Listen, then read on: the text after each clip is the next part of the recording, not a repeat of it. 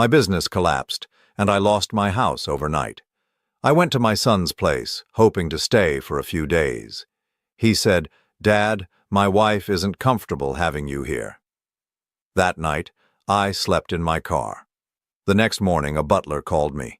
He said his employer, a dying billionaire, had requested to see me before signing his will. "I'm glad to have you here. Follow my story until the end and comment the city you're watching from, so I can see how far my story has reached." I never imagined that at 62 years old, I would be sitting in my car in a McDonald's parking lot, trying to figure out where I was going to sleep that night. The smell of French fries mixed with the musty odor of my old Honda, and I couldn't help but laugh bitterly at the irony. 3 months ago, I had an office on the 15th floor of a downtown building. Now I was counting the $7.38 in my wallet, wondering if that would be enough for a cup of coffee and maybe a burger. The collapse happened so fast I still can't fully process it. 35 years building Hartwell construction from nothing, and it all disappeared in a matter of weeks. The lawsuit from the Morrison project was the final nail in the coffin. When their foundation cracked due to soil issues we couldn't have predicted, they came after us with everything they had.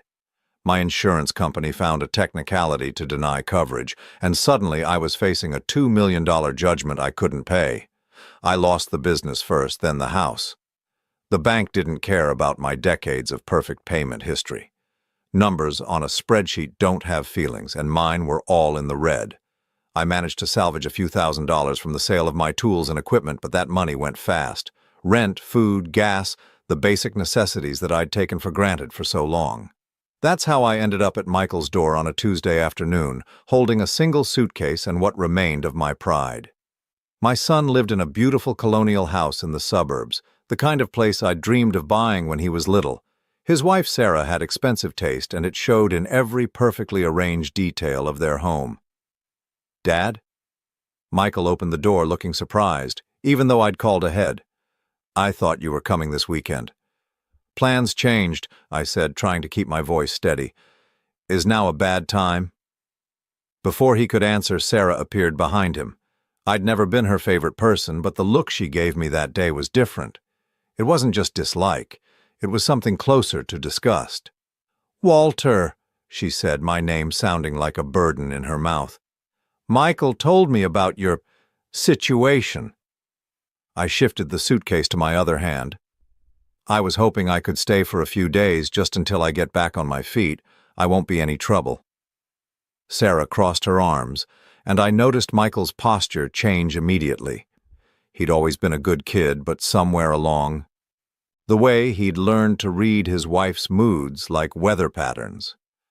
"The thing is," Sarah continued, her voice taking on that particular tone women use when they're about to deliver bad news wrapped in false concern, "we have the Hendersons coming to stay this weekend, and you know how small our guest room is."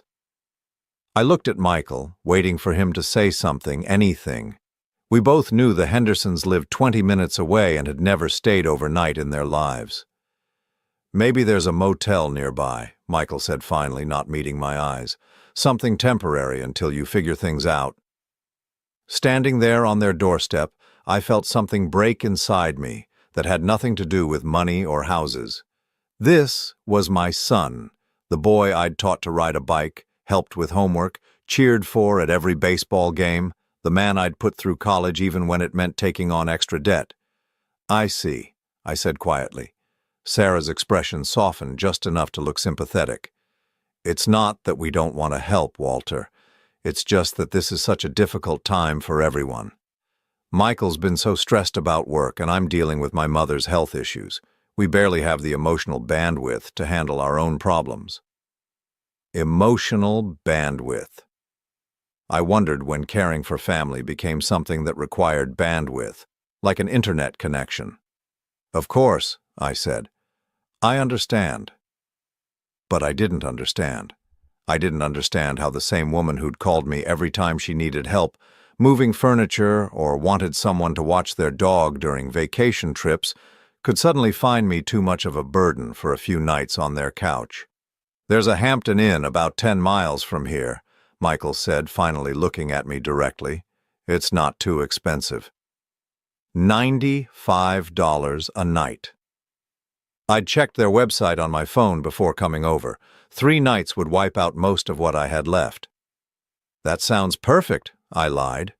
Sarah brightened immediately, the way people do when an uncomfortable situation resolves itself in their favor. And once you're settled somewhere permanent, we'd love to have you over for dinner. Maybe next month? Next month. When the inconvenience of my presence would be limited to a few hours and a home-cooked meal. I hugged Michael goodbye, and for a moment he held on a little longer than usual. I thought maybe he was going to change his mind, invite me in, tell Sarah that his father needed help, and that was that.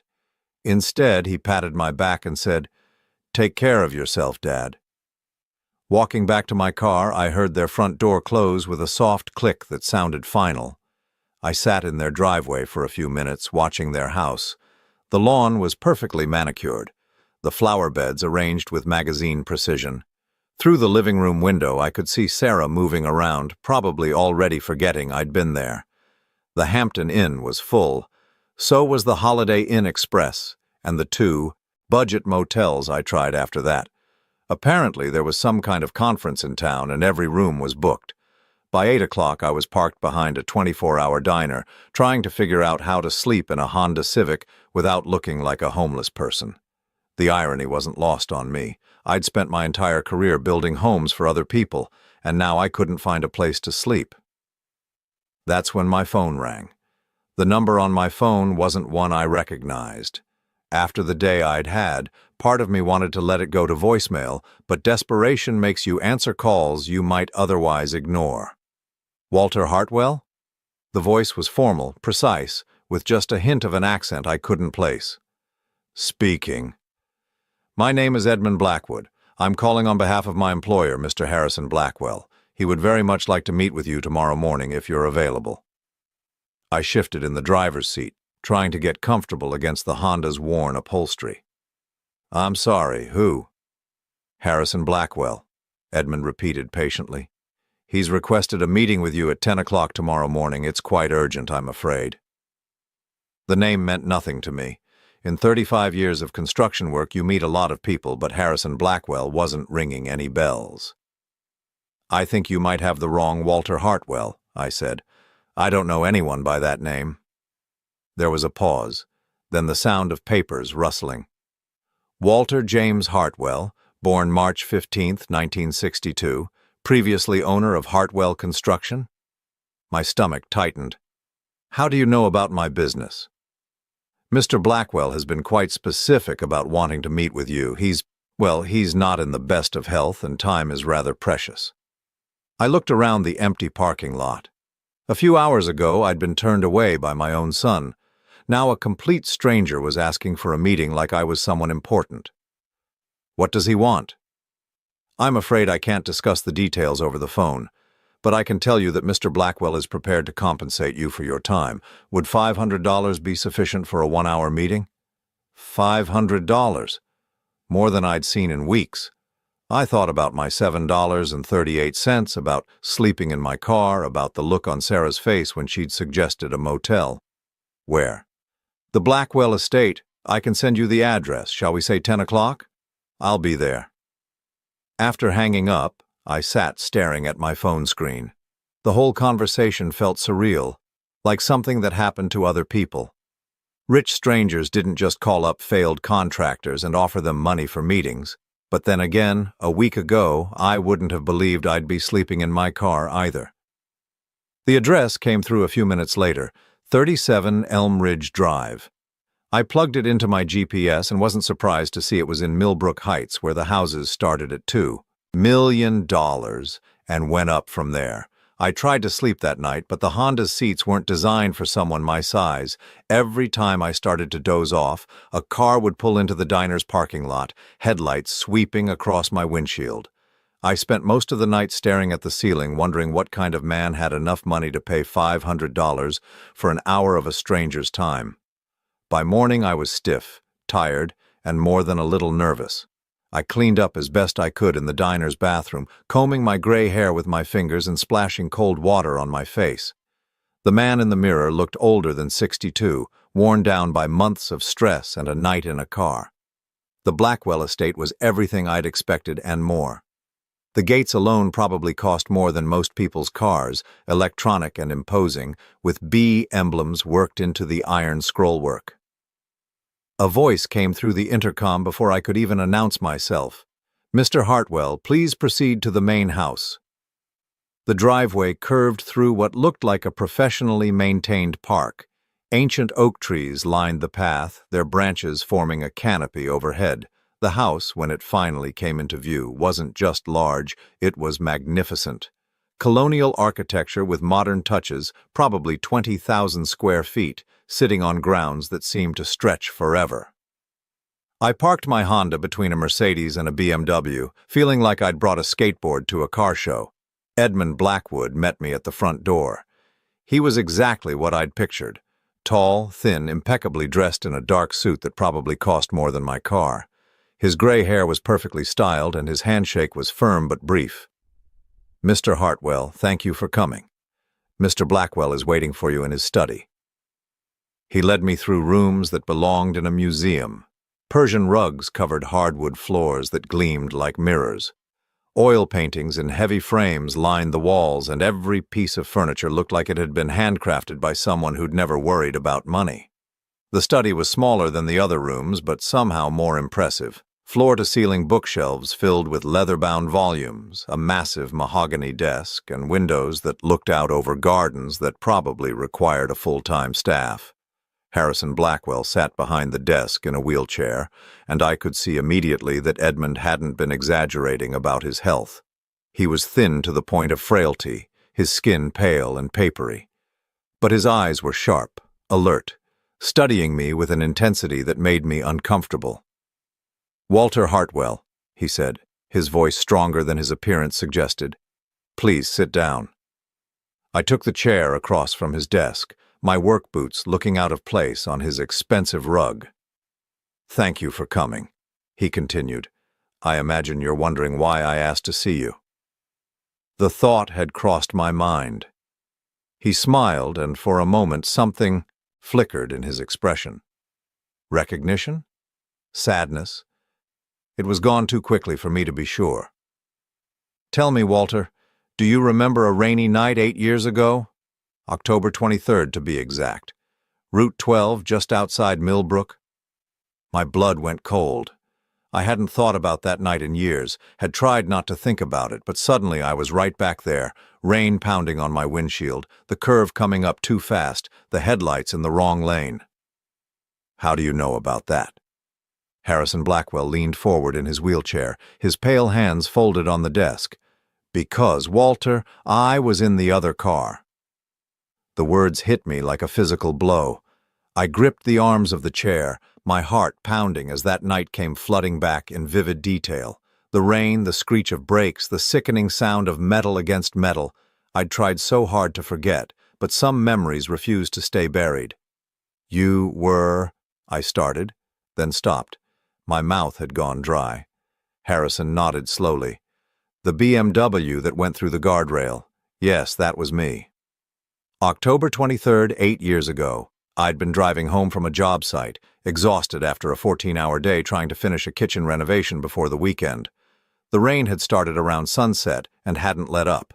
Route 12 was always dangerous in weather like that with its sharp curves and steep drops, but I'd driven it 1,000 times. I was coming around the bend near Miller's Creek when I saw the headlights. They were in my lane, coming straight at me. The BMW was hydroplaning, completely out of control. I had maybe 2 seconds to react. "You swerved," Harrison said quietly, watching my face. "You could have stayed in your lane. The impact would have been head-on, but the other driver would have taken most of the damage. Instead, you swerved right into the guardrail." I remembered the decision, if you could even call it that. It was pure instinct. See danger, avoid it. I yanked the wheel hard, right, sending my truck into a skid that carried me straight into the metal barrier. The guardrail had held barely, but my truck was totaled. "You went through the rail," I said, the memory becoming clearer. "Down into the creek." 20 feet down, Harrison confirmed. "The car landed upside down in 3 feet of water. The impact knocked me unconscious." I closed my eyes, seeing it again. After my truck had come to a stop, I'd sat there for a moment, dazed, checking to see if anything was broken. That's when I'd heard the splash from below, seen the headlights pointing up through the rain. You climbed down, Harrison continued. The embankment was muddy, steep. You fell at least twice, I'm told. By the time you reached my car, it was filling with water. The details were coming back now, sharp and clear. The BMW had been crumpled like a tin can, driver's side down in the creek. Water was pouring in through the broken windows. I'd waded in, soaking myself to the waist in freezing October water. The door was jammed, I said softly. You broke the passenger window with a rock, cut your hands doing it. Then you pulled me out through the opening.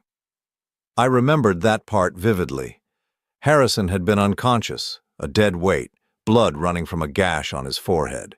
Getting him through that window and up the embankment had been one of the hardest things I'd ever done physically.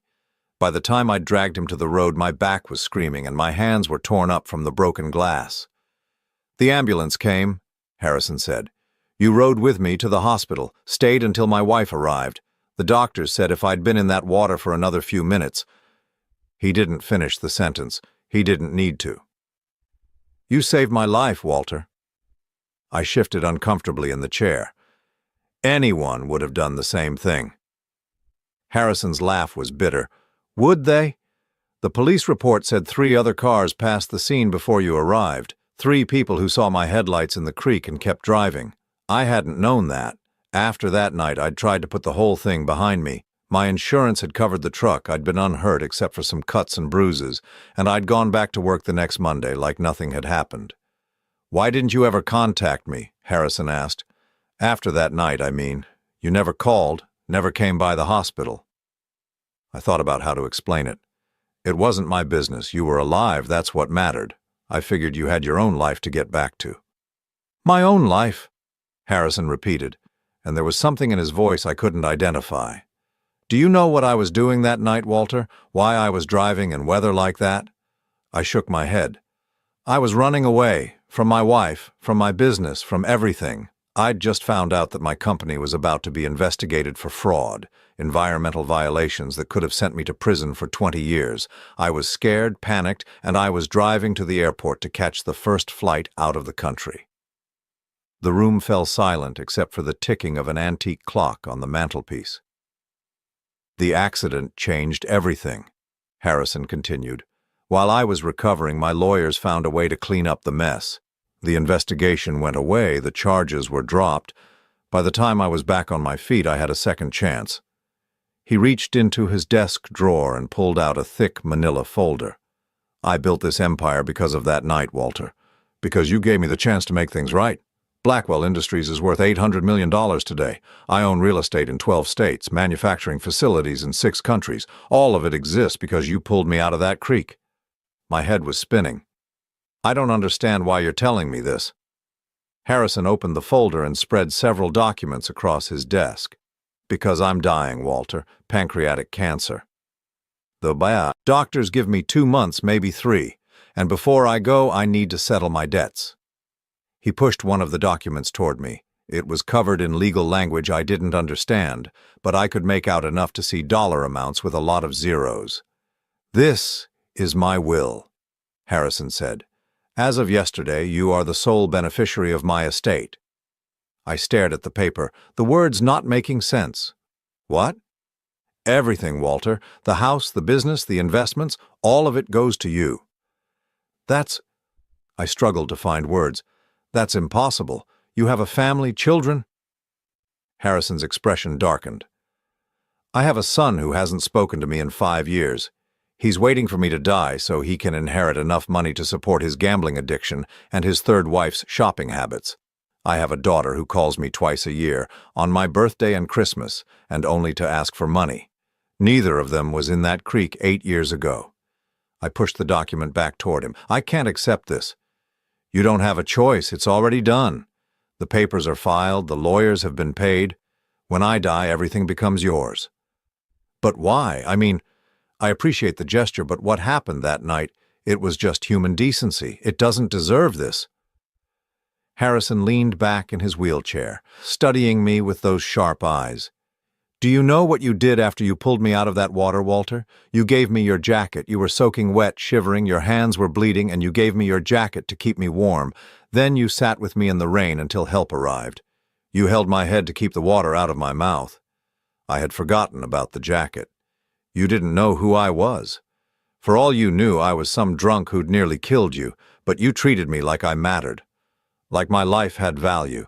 Do you have any idea how rare that is? Anyone would have—" "No," Harrison interrupted firmly. "Anyone wouldn't have. Most people would have called 911 and driven away.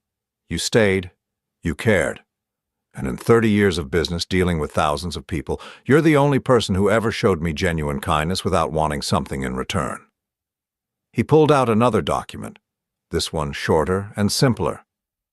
"This is a letter I wrote to you 3 years ago, after my first cancer diagnosis. I've rewritten it dozens of times, but I could never bring myself to send it. I kept thinking I'd have more time, that maybe I'd find a way to repay you that didn't feel so dramatic. Mr. Blackwell, I really can't. Harrison, and yes, you can, you will." His voice carried the authority of a man used to having his orders followed. "Because whether you like it or not, Walter, you're about to become a very wealthy man." I sat there staring at the documents, my mind reeling. This morning I'd woken up in my car with $7 to my name. Now this stranger was telling me I was going to inherit hundreds of millions of dollars. "There's something else," Harrison said, his voice softer now. "Something you need to know before you make any decisions about your family." He reached for a thick file folder I hadn't noticed before, one with my name written on the tab in neat handwriting. "I've been keeping track of you, Walter, not in a creepy way," he added quickly, seeing my expression. "But I wanted to know how you were doing, whether you were happy, successful, if you needed anything. I hired a private investigator to do periodic checks." My stomach clenched. "What kind of checks?" "The last report came in 2 weeks ago. I know about your business, about the lawsuit, about losing your house. I know you went to your son for help." Harrison opened the file and pulled out several photographs. They were surveillance shots taken with a long lens. Me standing on Michael's doorstep. Sarah's face in the window. Me walking back to my car. "I also know what they said to you." The blood drained from my face. "How could you possibly know that?" Harrison's smile was grim. "Money buys a lot of things, Walter, including very sophisticated listening devices. My investigator recorded the entire conversation." He reached into the folder again and pulled out a small digital recorder. "Would you like to hear it again?" "No," I said quickly, but Harrison was already pressing play. Sarah's voice filled the room, crystal clear and dripping with disdain. "It's not that we don't want to help, Walter. It's just that this is such a difficult time for everyone. Michael's been so stressed about work, and I'm dealing with my mother's health issues. We barely have the emotional bandwidth to handle our own problems." Then Michael's voice, weak and apologetic. "Maybe there's a motel nearby. Something temporary until you figure things out." Hearing it again was worse than living it the first time. The casual cruelty, the complete lack of empathy. These were people who'd called me when they needed help moving, when they wanted someone to watch their dog, when they needed a co-signer for their first mortgage. Harrison clicked off the recorder. "There's more, if you'd like to hear it. Conversations they had after you left. About how relieved they were that you didn't push harder, about how they'd been dreading this day for months, knowing eventually you'd come asking for help." I felt sick. "Why are you showing me this?" "Because you need to understand who these people really are before you make any decisions about your future, and because there's something else you should know." He pulled out another document, this one with Michael's name at the top. "Your son owes $43,000 in credit card debt. His wife has a shopping addiction that they've been hiding for years. Their mortgage is underwater and they're 3 months behind on payments." My head was spinning. "How do you know all this?" "Credit reports, bank records, public filings. It's amazing what money can buy in terms of information."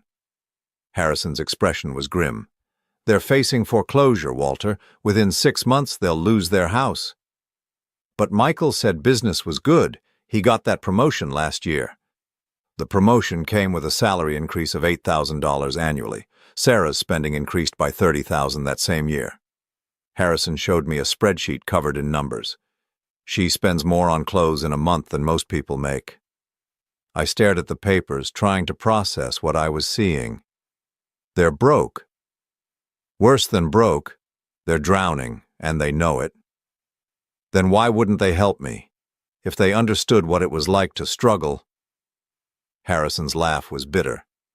Because admitting they had financial problems would have meant admitting Sarah was wrong, and Sarah is never wrong. It was easier to paint you as the irresponsible one, the father who should have planned better.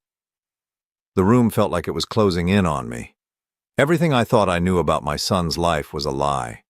The beautiful house, the expensive cars, the perfect suburban existence. It was all built on debt and denial. "There's more," Harrison said gently.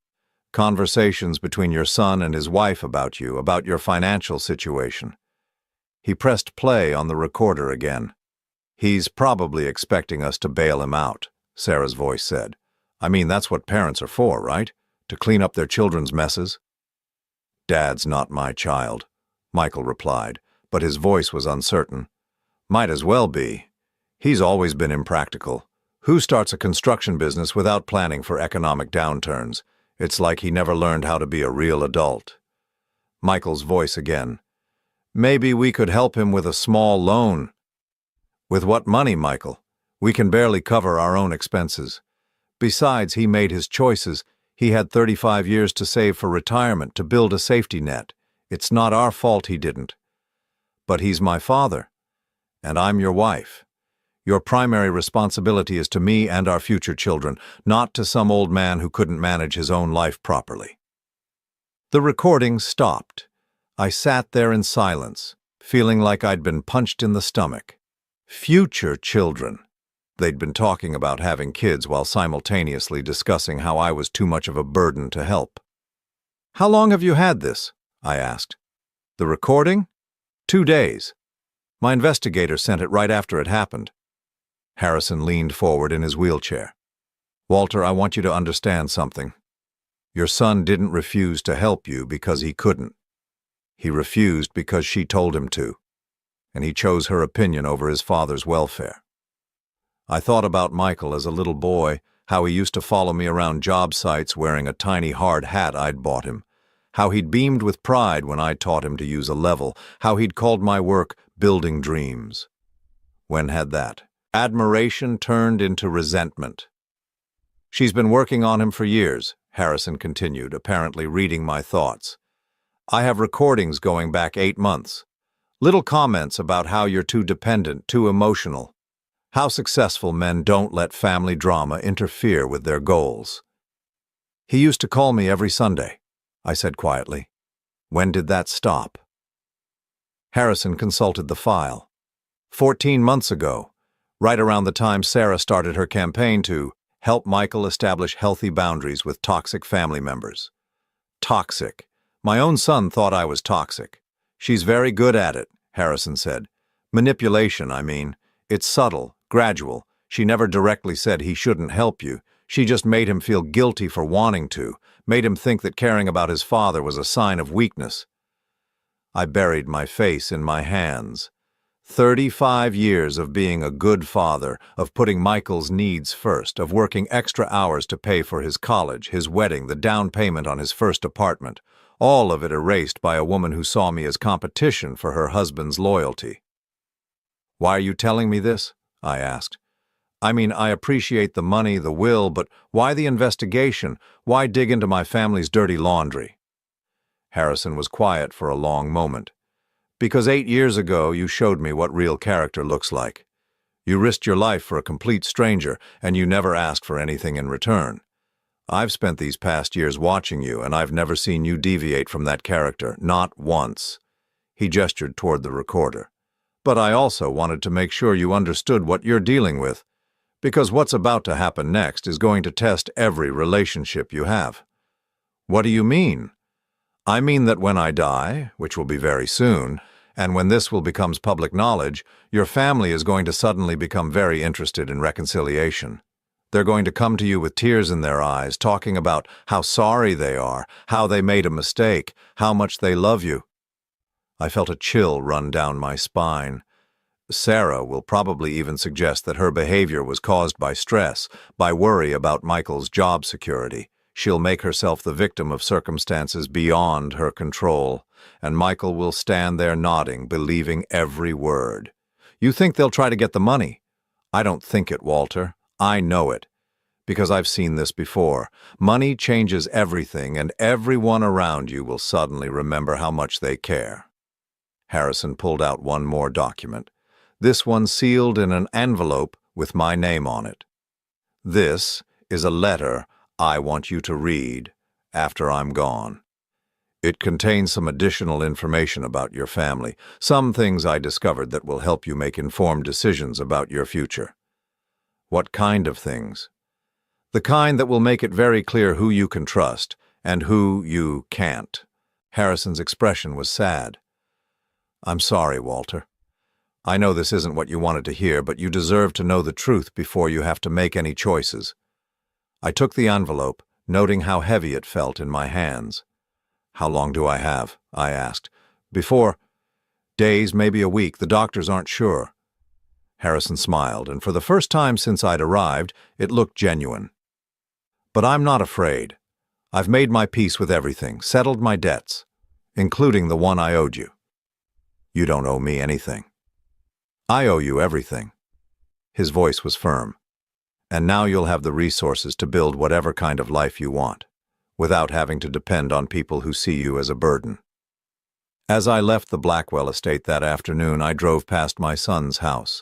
Michael's car was in the driveway, and I could see him through the living room window, probably getting ready for dinner. A normal evening in what looked like a normal life.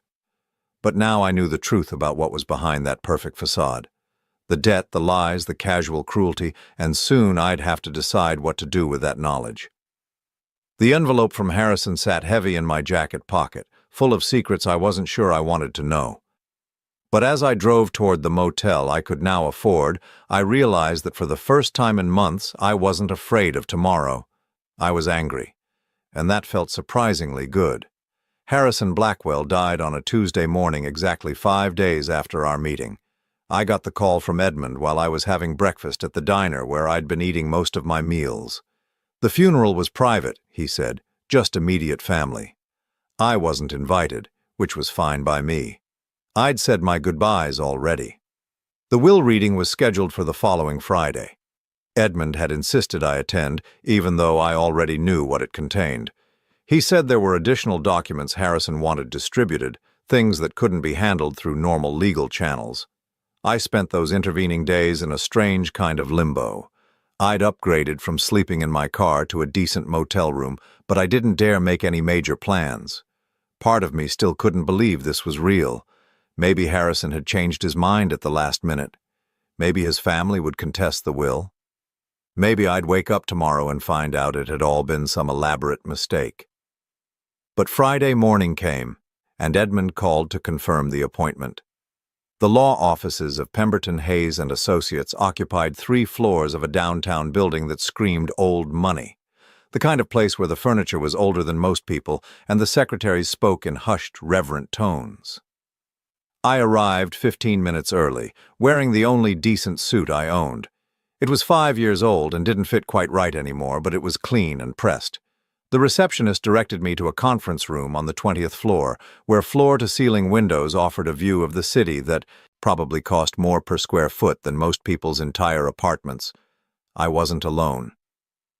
Harrison's son, Richard, sat at one end of the massive mahogany table, looking like he'd rather be anywhere else. He was younger than I'd expected, maybe 35, with his father's sharp eyes but none of his presence. His suit probably cost more than my car, and his watch caught the light in a way that suggested serious money. His sister, Amanda, sat across from him, checking her phone with the bored expression of someone who considered this whole proceeding a waste of her time. She was beautiful in the way that money makes possible: perfect hair, perfect makeup, clothes that fit like they'd been made specifically for her body. Neither of them acknowledged my presence when I walked in. The lawyer, James Pemberton, was exactly what central casting would have ordered for this role. Gray-haired, distinguished, expensive suit, and the kind of voice that suggested generations of prestigious education. He spread several folders across the table and cleared his throat. "We're here today for the reading of the last will and testament of Harrison Maxwell Blackwell," he began, his tone formal and impersonal. "As you all know, Mr. Blackwell made some significant changes to his estate planning in the weeks before his death." Richard leaned forward. "How significant?" Pemberton consulted his notes. "The previous will, dated 3 years ago, left the bulk of the estate divided equally between his 2 children. The new will, executed 2 weeks ago, supersedes that document entirely." Amanda looked up from her phone for the first time. "What do you mean, supersedes?" "I mean, Miss Blackwell, that the new will contains very different provisions." Pemberton opened the first folder and began reading in that measured, legal tone that somehow managed to drain all emotion from even the most shocking statements. "To my son, Richard, who has spent the last 5 years waiting for me to die so he can inherit enough money to support his gambling debts and his wife's spending habits, I leave the sum of $100,000. This should be sufficient to pay for rehabilitation programs should he choose to address his addictions." Richard's face went white. "What the hell is this?" Pemberton continued reading without pause. "To my daughter, Amanda, who has called me exactly 16 times in the past 5 years, each time to request money for various personal expenditures, I leave the sum of $100,000. Perhaps this will purchase enough designer handbags to fill the emptiness that material possessions clearly haven't filled so far." Amanda shot to her feet. "This is insane. He can't do this." "I assure you, Miss Blackwell, your father was of sound mind when he executed this document. There are medical evaluations to confirm his mental competency." "Then who gets everything else?" Richard demanded. Pemberton turned to me. "The remainder of Mr. Harrison Blackwell's estate, valued at approximately $786 million, including all business interests, real property, investments, and personal effects, is left to Walter James Hartwell." The silence that followed was so complete I could hear the air conditioning humming through the vents. Richard and Amanda both stared at me like I'd just materialized out of thin air.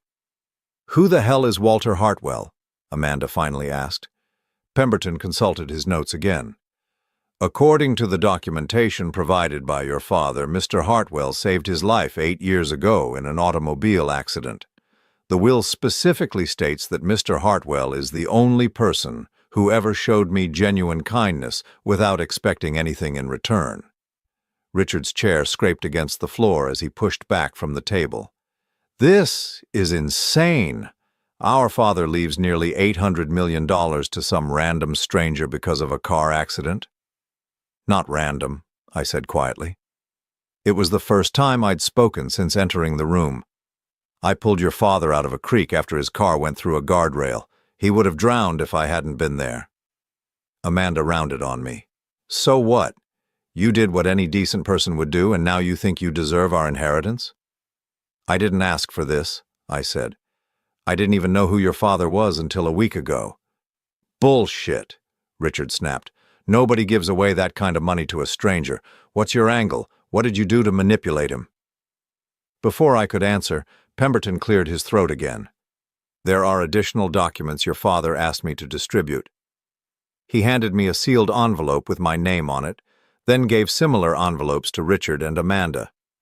He requested that these be opened and read aloud in everyone's presence. My envelope contained a single sheet of paper with Harrison's letterhead.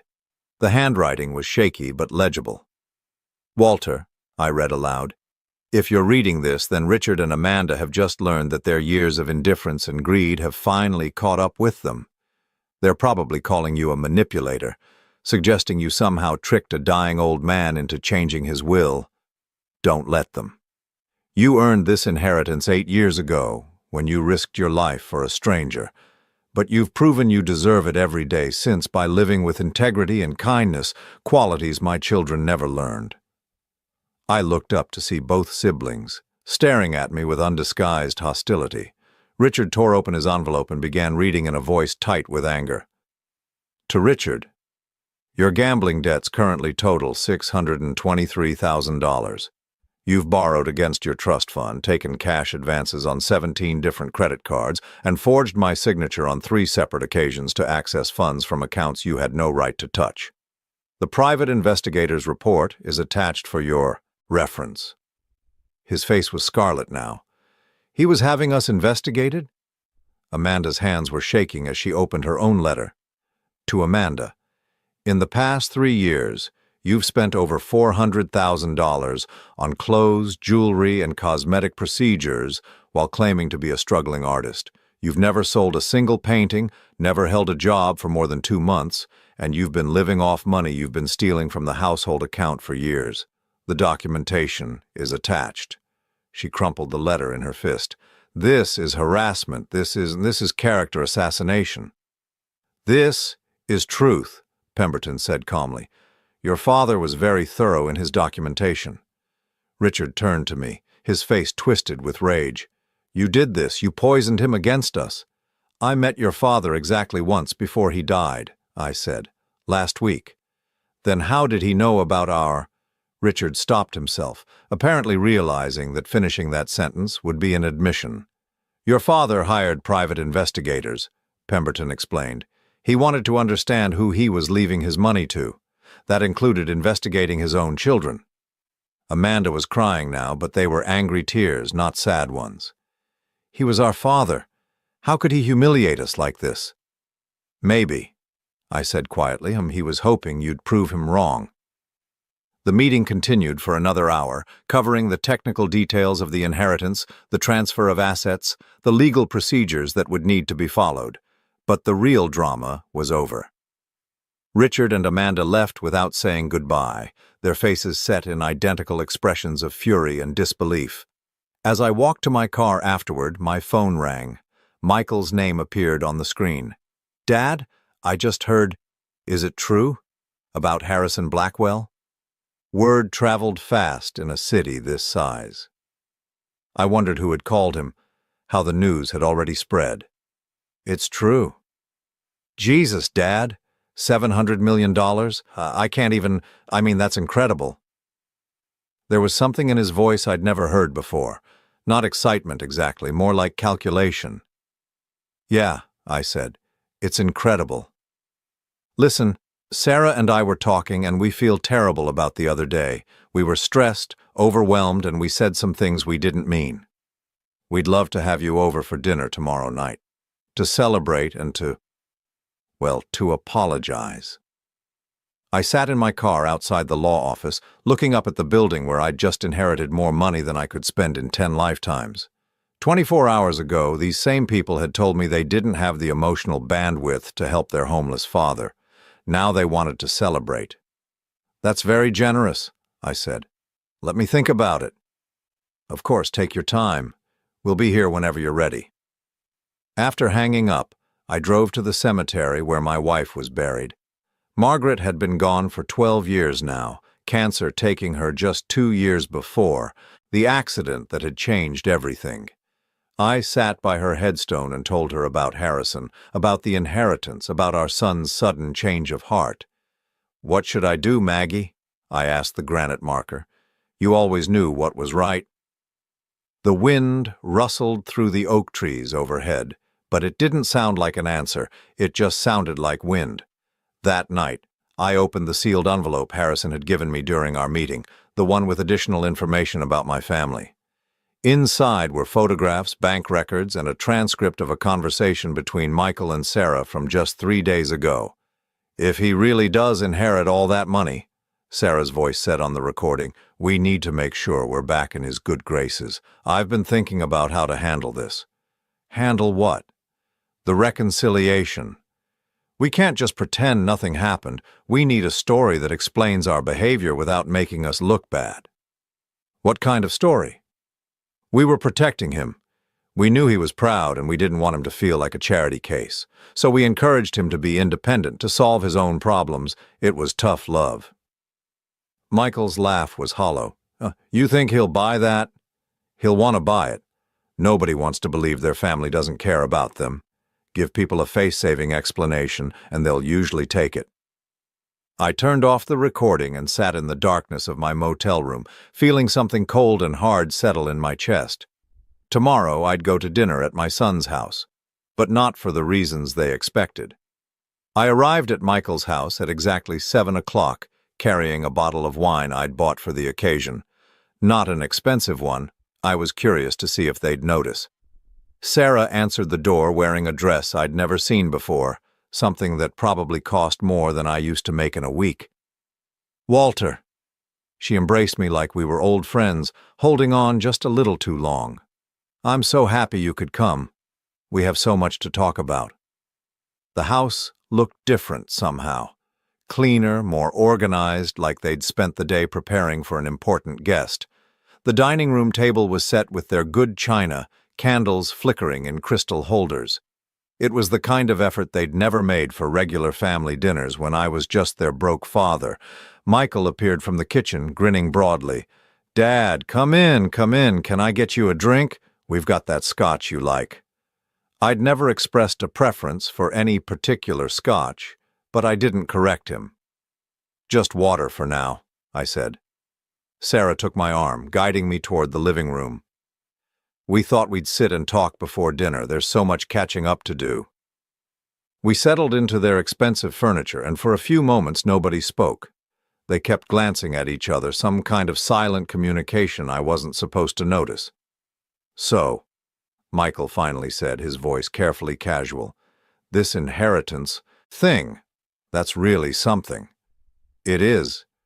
$700 million, Sarah said, shaking her head in apparent amazement. "I can't even imagine having that kind of money. What are you going to do with it all?" "I haven't decided yet."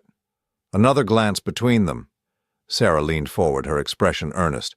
"Walter, before we go any further, Michael and I need to apologize for the other day. We handled that situation terribly." "We were stressed," Michael added quickly. "Sarah's mother has been having health problems and my job's been crazy. We weren't thinking clearly." Sarah nodded vigorously. "The truth is, we were trying to protect you. We knew how proud you are, how independent. We thought if we offered to help right away, you'd feel like a charity case." "It was tough love," Michael said, using exactly the phrase from the recording. "We wanted you to know we believed in your ability to bounce back." I took a sip of my water and studied their faces. They looked so sincere, so concerned. If I hadn't heard the recording, I might have believed them. "That's very thoughtful," I said. "We've always believed in you, Dad. You raised me to be strong, independent. We just wanted to honor that." Sarah reached over and squeezed my hand. "Family is the most important thing in the world. We never want you to doubt that we love you." "Of course," I said. "Family is everything." They both relaxed visibly. Sarah smiled, the kind of radiant expression she usually reserved for when she got her way about something. "So tell us about this Harrison Blackwell," she said. "What was he like?" I described my meeting with Harrison, leaving out the parts about the surveillance and the recordings. I told them about the accident, about pulling him from the creek, about how grateful he'd been. "You saved his life," Michael said, pride evident in his voice. "Of course he wanted to reward you." "It's like something out of a movie," Sarah added, "the hero getting his just reward." Dinner was elaborate, prime rib, expensive wine, all of my supposed favorite foods. They asked questions about my plans, offered suggestions about investments and financial advisors. Sarah mentioned a charity she supported, something about children's literacy, and how wonderful it would be if I wanted to get involved. "Philanthropy is so important when you have means," she said. "It's a way of giving back, of making a difference." "We could help you set something up," Michael offered. "Sarah has connections in the nonprofit world." After dinner, we moved to the living room for coffee. That's when Sarah brought out the photo album. "I was going through some old pictures," she said, settling beside me on the couch. "Look at this one. It was from Michael's wedding day, all of us smiling at the camera. We look so happy," she said softly. "Family is everything, isn't it?" She turned the pages, showing me pictures from holidays, birthdays, graduations, all the moments when we'd been together, when everything had seemed normal. "I know we haven't been as close as we should be," Michael said. "Life gets busy, people get caught up in their own problems. But at the end of the day, we're family. That's what matters." Sarah closed the album and looked at me with tears in her eyes. "I hope you can forgive us, Walter, for not being there when you needed us. We want to do better." "We want to be a real family again," Michael added. I set down my coffee cup and smiled at them. "I appreciate that, I really do." "So we're okay?" Sarah asked hopefully. "Oh, we're fine," I said. "In fact, I have something for you." I reached into my jacket pocket and pulled out 2 envelopes, handing one to each of them. "What's this?" Michael asked. "Open them." Sarah tore hers open first. Inside was a cashier's check for $25,000. Michael's contained the same amount. "Dad, what's this for?"